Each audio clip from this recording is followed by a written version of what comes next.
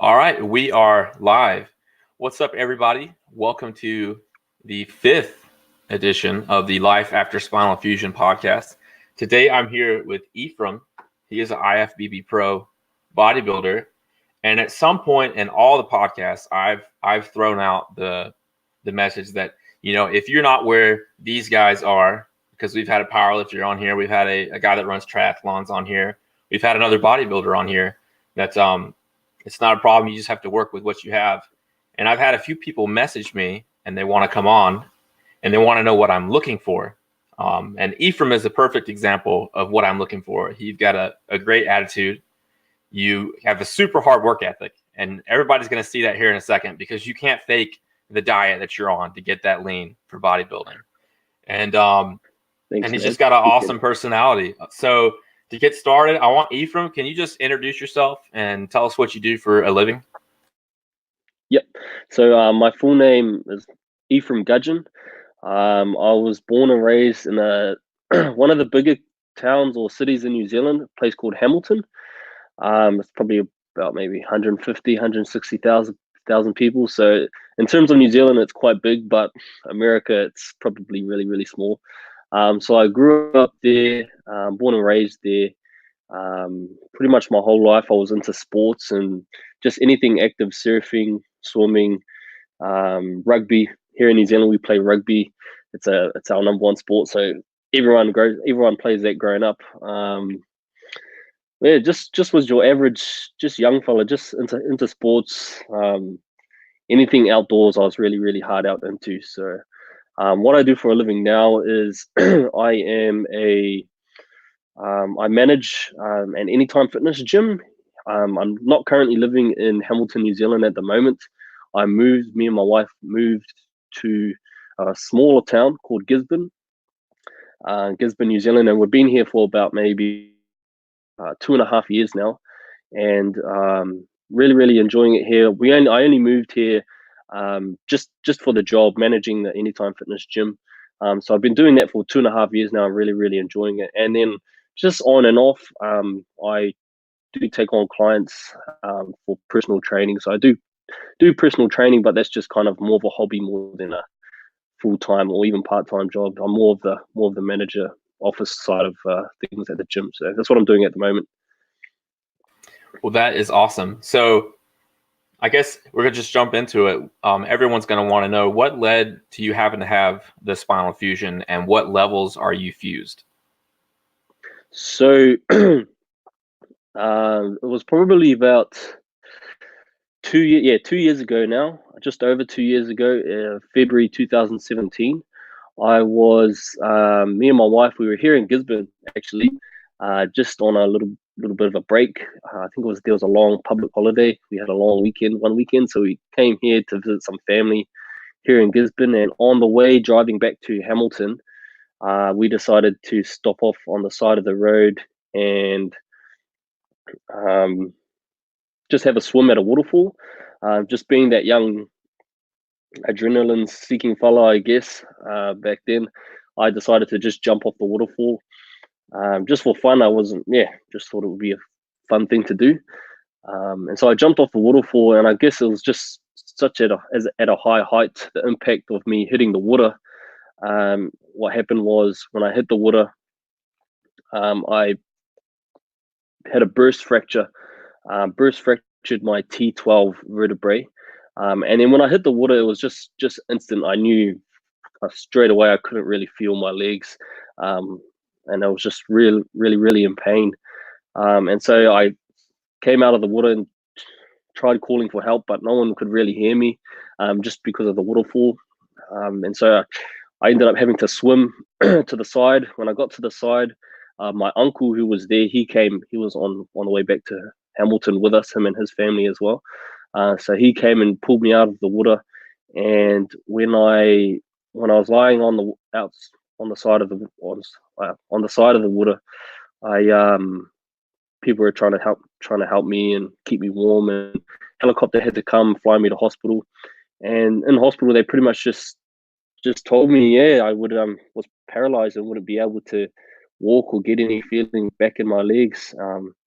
And so that's what happened. I think for the surgery, I got flown to hospital, and then I was in hospital for one night, and then early the next morning, that's when they had the operation. They done the operation spinal fusion on me, and they fused my T10 vertebrae down to my L1 vertebrae. So it was a burst. They called it a burst fracture. And what happens is that my injury, it damaged my spinal cord on that T12 area. And when your spinal cord is damaged, the spinal cord, when you think about it, it's just really an extension from the brain. So it's responsible. The spinal cord is responsible from getting messages from your brain to the rest of the body.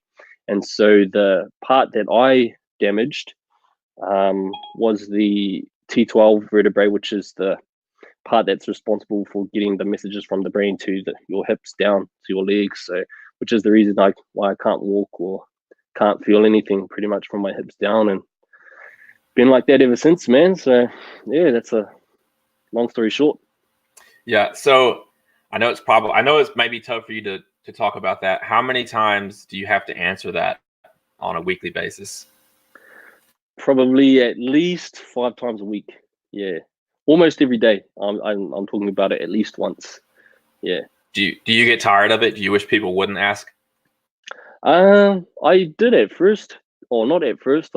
At first I was okay with it, and then maybe last year I was kind of getting really sick of it, to be honest. But then I just kind of realized maybe end of last year, 2018. At that time I realized that people, they just want to know, people, and they don't know, everything happens for a reason. And I just kind of realized that maybe that's part of the reason, was just to try to educate people and get them up to speed about what people in wheelchairs or paraplegics go through on a daily basis. And so, no, I don't get sick of it anymore. I did, but I just kind of realized that they just genuinely want to know what people in wheelchairs go through, and I'm happy to inform them about that. So. I've got you. So after you had spinal fusion surgery, how long were you in the hospital, and how long were you in pain, or do you remember that time? Yeah, I remember it really clearly. Not so much the day of the surgery. I don't remember too much about that. They had me on lots of pain meds, and I was just out of it. But I think, yeah, when I woke up from surgery, I was just in excruciating pain. It's just any little small movements. It was painful. Just breathing that feeling of inhaling, exhaling, expanding of the ribs. That was just really, really sore. And so I was probably in hospital I was in intensive care for maybe about a week. And then after that, they just put me in a spinal unit ward in the hospital. And I was probably there for about 2 more weeks. And then after that, I went to a spinal rehab unit, and I was there for all up maybe about 3 months. So just over 3 months I was in hospital altogether. I was probably in pain for, I was, to be honest, even when I got out of the spinal unit, I was probably in pain for about 6 months. That's not saying it was excruciating that whole time, but it took about 6 months for the pain in my back to completely go. It just slowly just weaned off. By about 6 months, it was probably completely gone. But to be honest, even now to this day, certain movements, or if I'm lying on my stomach for too long and get up all of a sudden, even that can be a little bit sore on my back. And I'm restricted a lot now, just because from the T10 to L1, it's quite a big fusion. I can't bend, or I can't bend my back as well as I was used to be able to. So yeah, I know that's tough. How did you cope with your diagnosis after they came in? They said, you won't be able to walk anymore. I know that's a big burden to be hit with at what, you were 25 at the time, 24? Yeah, I think I was 20, 20, 24, 25, around that age. I just knew straight away. To be honest, I remember I remember waking up from surgery that day, and the doctors came in and told me, before they even told me, I could just see it in their eyes. I could just see that it wasn't good news. They didn't say that I wouldn't be able to walk again. They just told me that people with the same injuries as me don't really necessarily get up and walking again. They did say, they were quite positive though. They did say, don't. That's not to say to give up. They just encouraged me to keep trying, and anything is better than nothing. And just like anyone, it was pretty hard. I'll be honest, I pretty much cried every single night. Cried myself to sleep in hospital. Probably for that whole year, to be honest. Even at home, when I got out of the spinal unit, I cried myself to sleep almost every night, man. And even now, to this day, I have my days where I don't want to get up. I'd rather just stay at home. But the thing that helped me get through that stage was, the number one by far was my wife. I remember the first time I jumped in a wheelchair when I was in hospital. I couldn't move my arms after waking up, and she took me for a wheel around the hospital. And it was at that moment, really, it just kind of woke me up that this is what life is going to be like from now on. I won't be able to do the things that I once enjoyed doing. And I just remember crying, really, really, kind of beside myself. But she was the number one support that kind of pulled me through that phase of, I guess, feeling sorry for myself. And I'm not shaming saying that, because it's just a natural feeling. Anyone in that position probably would have felt that. But yeah, my wife and the rest of my family, they're the ones who helped me pull through that stage of my life. Yeah. Mm-hmm. Yeah, it's always good to have family. And, I came across your videos on YouTube, and one of the things that struck me was like how you portray yourself on social media is just it's inspirational, and your YouTube videos are actually hilarious. If anybody hasn't subscribed to you on YouTube, they need to watch. The music that you put in is hilarious. The edits that you do is really funny. And I know that you have your bad days, but you have like a really inspiring kind of persona on YouTube and with your bodybuilding and your training. So, after you kind of coped with it and realized this is life, when did you get into training for bodybuilding? Because you look better than 99% of the people walking around today. Thank you, man. I appreciate that. It was actually when I was in the spinal unit. I was just scrolling on my Facebook or Instagram, I can't remember, just my social media news feed, and then I just came across wheelchair bodybuilding. They had it at the Arnold Classics. They had some pro shows over there in America, and they just had photos of it. I just came across these big, huge, massive dudes in wheelchairs, and when I saw that, I knew, something just clicked inside me. I just knew that I want to look like that.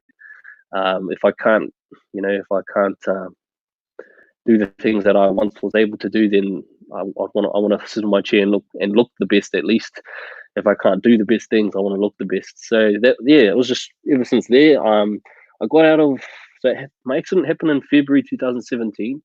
I got out of hospital, all that kind of rehab stuff, about April or May, I think it was. But when I got out, I had already made the decision to do wheelchair bodybuilding. So when I was in the spinal unit, I looked up if there was a competition here in New Zealand, and they did have one. They had just one national competition open to anyone in wheelchairs. So when I left the hospital in April, around that time, I just pretty much the next day, I went straight to the gym and I started training up for the national competition, which was held in November that same year. So I had a good maybe about 6, 7, 8 months from the time of getting out of the hospital until the competition, which was held in November. And so ever since then, I've just been going hard in that, and I've done quite well, I hope. Yeah, it's been fun. It's something that I definitely enjoy doing, and I want to keep doing as long as I can. I mean, no, you've definitely done well. You look great. So, did you have a history of bodybuilding before your injury? I had never competed as a bodybuilder before my accident, but in saying that, I had always grown up in that kind of environment, that kind of atmosphere. You know, going to the gym, training, having the biggest.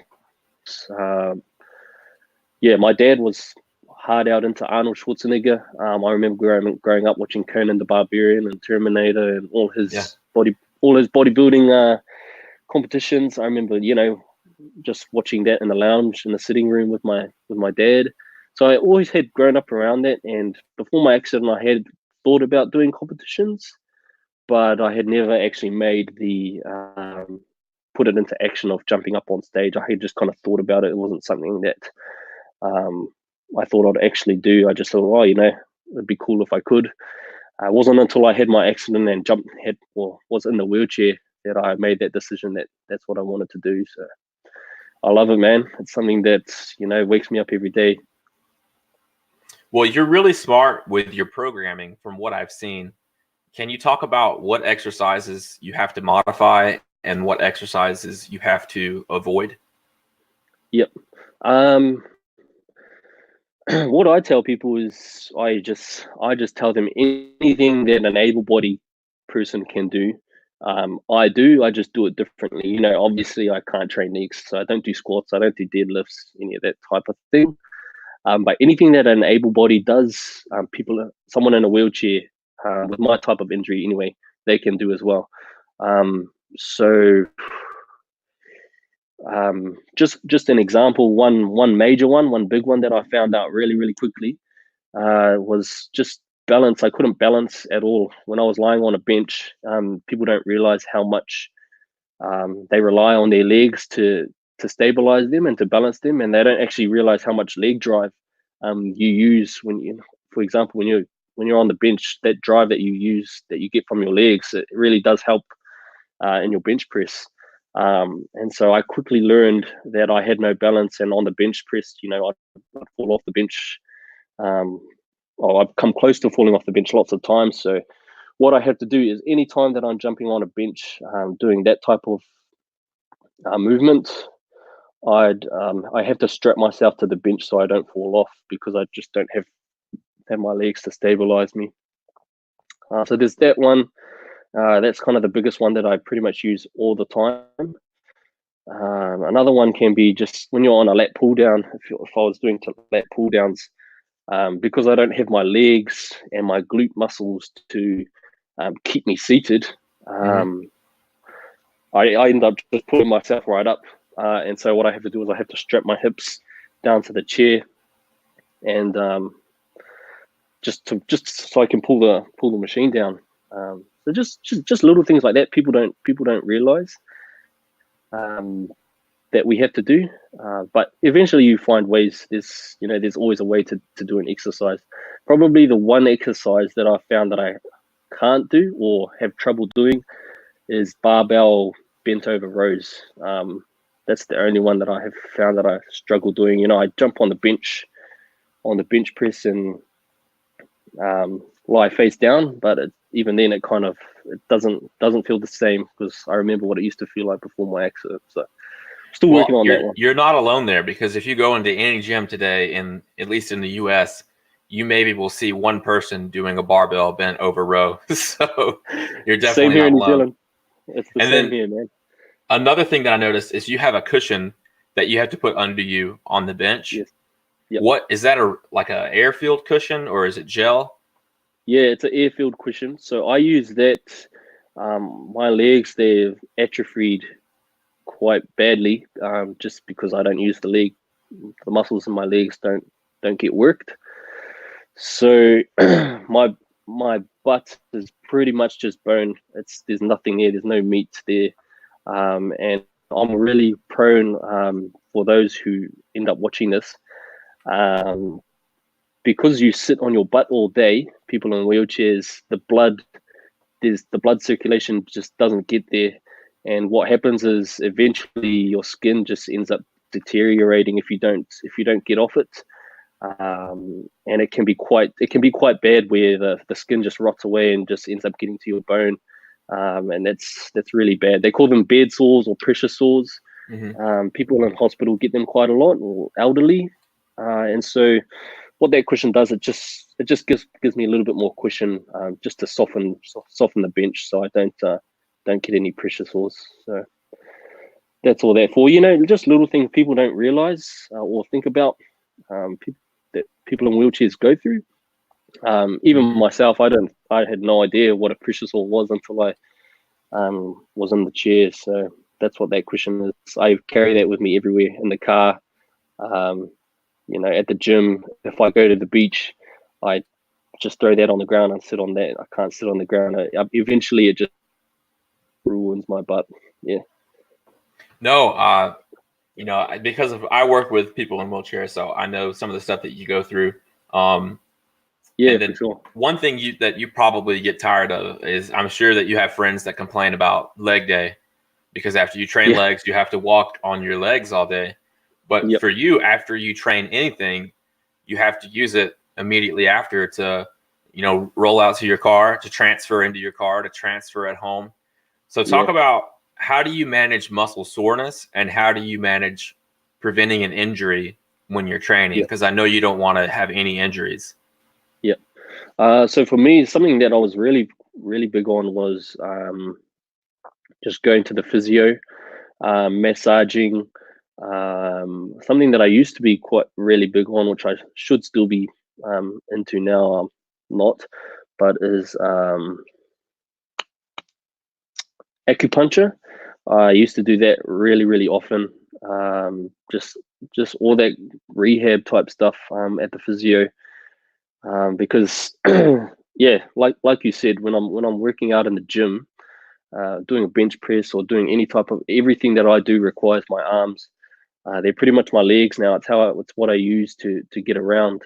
And so when I'm working out in the gym doing an exercise, I finished, put the dumbbells down, put the weights down, I then have to get back into my chair, and my arms are just that hammered. I can't transfer into my chair, and so I have to wait about a minute or two to just get back into my chair so I can move on, or get back into the car, or move to the next exercise piece of equipment. And so my arms are pretty much my legs now. It's how I get around, it's how I do everything. And so if those were to get injured or fail, then I pretty much wouldn't be able to go anywhere or do anything. About maybe the year of my accident, I injured my shoulder, and I literally couldn't do anything. I couldn't transfer, nothing, everything. I couldn't train in the gym. So that was when I really, really got down. I just had one limb that I could use. But yeah, so it's really important to take care of, especially your shoulders. Your shoulders are the things that, you use most to transfer, shoulders and triceps. So I try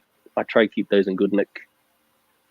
So do you ever train to failure, or do you kind of stay in a certain rep range? I try to train to failure, to be honest. As long as I'm looking after them outside of the gym, then they should work for me inside of the gym.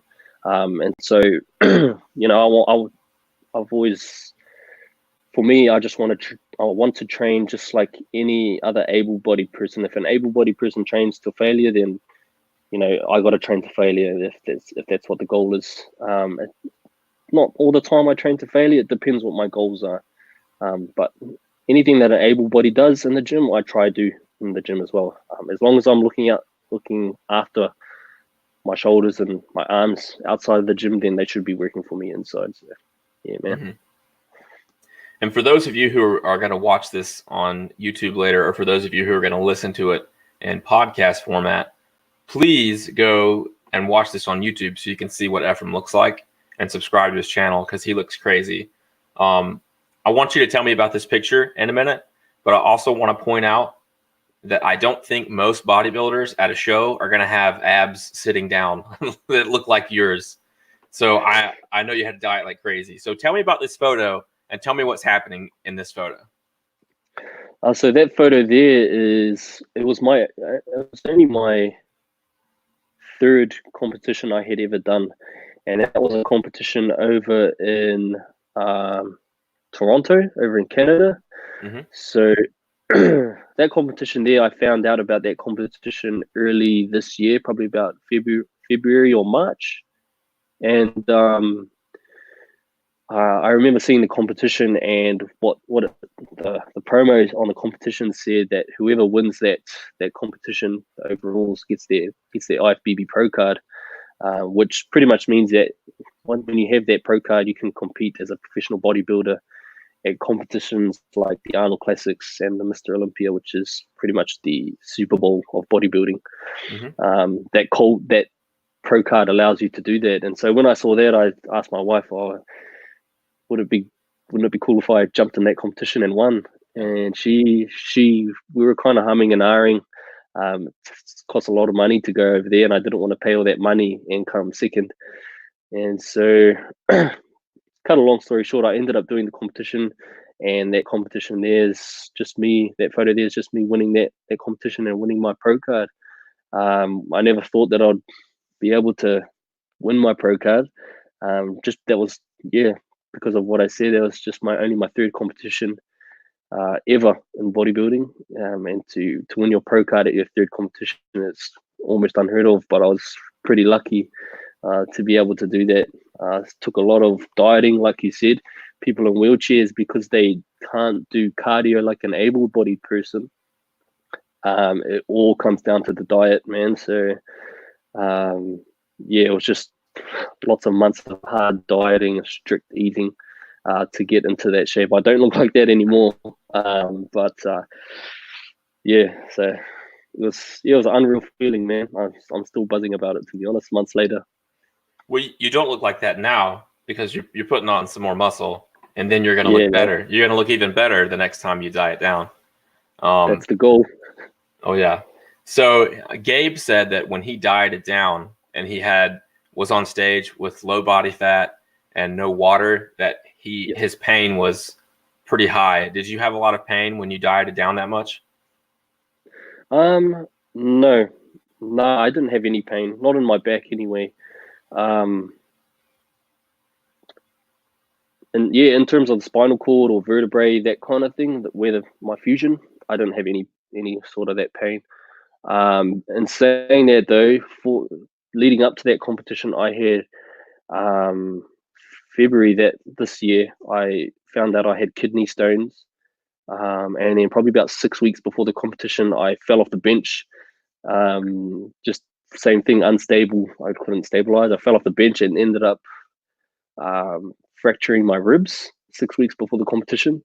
And I didn't actually get the surgery to get my kidney stones out until I think it was August this year. So pretty much all year I prepped all this year for that competition with kidney stones, and 6 weeks out I ended up finding out I had a fractured rib. So I didn't have any pain in terms of where the spinal fusion is, but I had a lot of other pain in other areas. Kidney stones are actually pretty common for someone in a wheelchair, correct? Yeah. Yeah, real common. Yep. For those that don't know, so if anyone was going to comment, I just know how people are. Oh, he was eating too much protein or something like that. Has nothing to do with that. It's just pretty common. You talked earlier about cardio, and in your latest video on YouTube, you're showing us how you do cardio. Yeah. And a lot of people are kind of probably pretty amazed that you're swimming and you swim as well as you do. So how many times have you swam since your injury and since you're preparing for your next competition? Well, this is probably the first time I've jumped in the pool probably in the last 6 months. But pretty much all the time, during the summer anyway, I'm always in the pool. Or if I can get to the beach, my uncle or whoever's big enough to carry me, they'll carry me down into the water at the beach, and I'll just swim around at the beach, go boogie boarding or bodyboarding, stuff like that. But yeah, cardio, I try jump in the pool as often as I can. I just find it helps me to lengthen out. Being in a chair all day, it can get quite being in a chair all day is probably the number one thing that aggravates my fusion. I find that when I'm able to stretch out in the pool or even just at home on the ground, I'll just lie down on the ground to get in that straight position to lengthen out. It really helps relieve that pain. So I'm jumping in the pool all the time, trying to stay fit and do some cardio. Yeah. So do you you said you are a personal trainer and you work at Anytime Fitness. Do you offer any products or services locally or online for people who are interested? I do online stuff, but I don't really promote it. It's just something that if someone was to hit me up and ask me if they need help training and dieting and or nutrition advice, stuff like that, then I might take them on board as an online client and I'll check in with them weekly. But I'm more focusing on just local stuff that I can do one-on-one, face-to-face in person at the gym. So, but yeah, not saying that I'll turn you away if you hit me up on Instagram or Facebook. If you're looking for an online trainer, it's just not something that I promote and get out there. But yeah, if you were to hit me up online, then I'll be happy to help out where I can.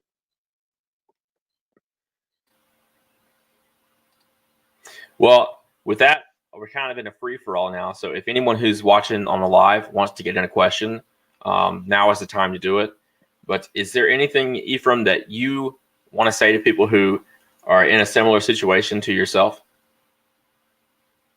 Something that I tell everyone, whether they're in a situation like myself or not, I just try. I'm just here to try let everyone know or show people anyway that despite whatever circumstance or whatever trial that you might be going through, you can still have goals, and you can still work hard to achieve those goals. And through that hard work that you do, you can still achieve them, despite whatever anyone might be telling you, or what your situation is, or what your circumstances or trial you're going through. You can still achieve any goal you set out to do. Obviously, it will take a lot of hard work, but it can still be done. Yeah. So did you find that when you started to exercise, did your overall quality of life improve? Did things become easier for you, like transferring and stuff? Definitely. I was, like I said, I was always quite active. But it wasn't until I started training in the gym and getting my strength up that stuff like transferring onto the bed, onto a chair, into the car, things like that. It wasn't until I trained hard in the gym that those sorts of things became easier. And not just physical things too. Training in the gym, it did help me physically, but it probably helped me more mentally. To be honest, training in the gym was, apart from my wife and the rest of my family, training in the gym was the most therapeutic thing for me that I could have done to help me get through that first phase of feeling sorry for myself and life was going to be different from now on. Training in the gym helped me pull through that, just as much as my wife and my family. It's just something about, for me, training in the gym, it just helped me feel normal. It's just nothing. There's no other feeling like it, man. It's just when you're in the gym. For me, when I'm in the gym, it's just me and the weights, whether I can push the weight or I can't. It's the injury that I have, or the disability that I have anyway. It goes out the window. I don't have to worry about it. I don't need to worry about it. So training in the gym, it helped me feel normal, and it was probably the most therapeutic thing I could ever have done to get me out of that sad phase. So it helped me more mentally than it did physically, to be honest. Yeah, and that's a really big point to make, because you do kind of downplay it a little bit, but what you did and what you overcame mentally is really difficult to do. And a lot of people struggle with that, because when life gives you such a bad deal, it's really easy to kind of give up. And I know that you have your days, like you said earlier, but overall, you just, I mean, you just have this inspirational personality, and when I look through your Instagram feed, when I watch you on YouTube, you have a very resilient personality, and that comes through. And I know that has a lot to do with the support of your family and that your wife gave you. But there's a lot of mental toughness that you have that was probably already there before, and it really came out when you overcame your injury.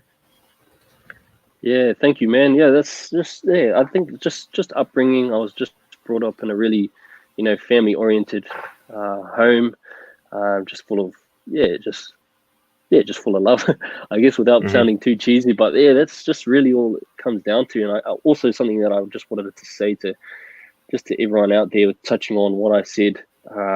If you're going through those rough times, then just find something that you love doing. It doesn't have. I always tell people it doesn't have to be the gym. It doesn't have to be training or something physical. It can be anything. Just find something that you love doing, because it's through those things that you kind of forget your own selfish reasons for doing things, and you just kind of focus on something else that takes your mind off it.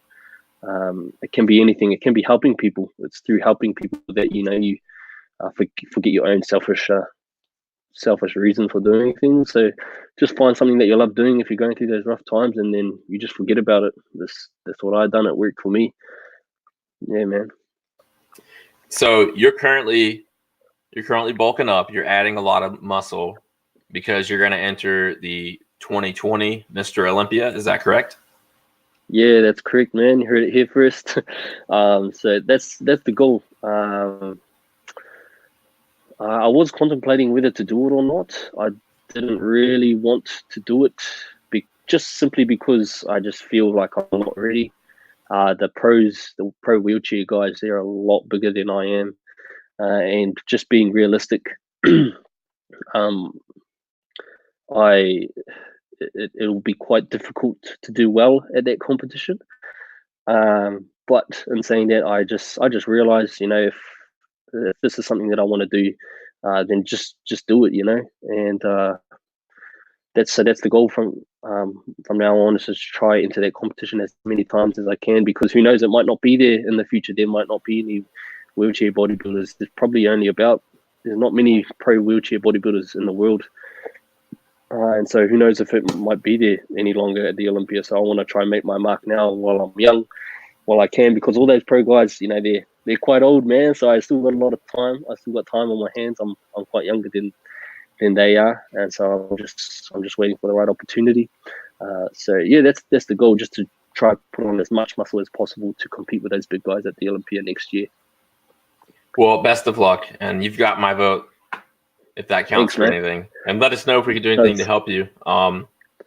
This has been great. I'm ready to close it out. If you have anything else you want to say to anybody, or if anyone has any comments, get them in. For those of you that have commented, Jacob World 07, Benny Harna, Nora Leali, and Double E Productions, thank you guys for commenting. Do you know those? Do you know any of those guys, Ephraim? I know a couple of them. Yep. Okay. Yeah, not all of them. I probably do know them, but yeah, I know Nora, and I know Double E Productions. It's my wife's family.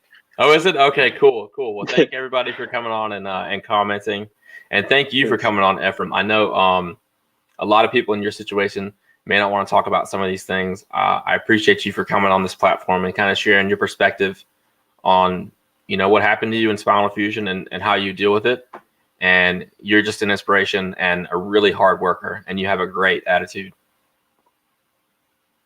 Thank you, brother. I appreciate that, man. I just want to say thank you for the opportunity.